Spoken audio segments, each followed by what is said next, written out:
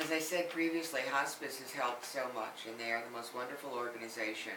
The people who work for hospice, there are no better people on earth, whether it comes from administration down to the aides to the nurses.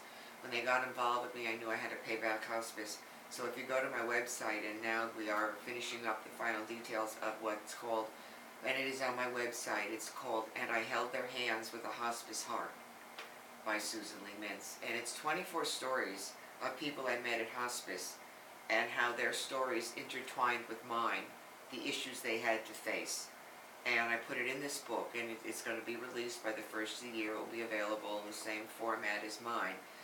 But hospice, I worked with them for 6 years as an 11th hour volunteer in the care center, and held their hands literally.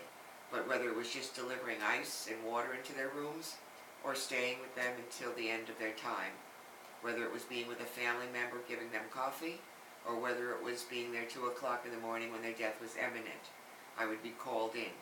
And I found more life at the hospice care center many times than I found in the real world, because in death you will find yourself more alive at that moment than you might find yourself walking through your life.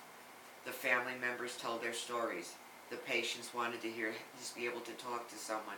The hours I spent with them and their stories are going to be the most touching ones you will ever read about, and I put my life in theirs and their life in mine, so there's more facets of even my life dealing with their lives. It's a powerful book and I Held Their Hands with a Hospice Heart, Stories of Hope, Faith, Love, and Loss by Susan Lee Mintz, a companion book to my book. Both books will touch you deeply.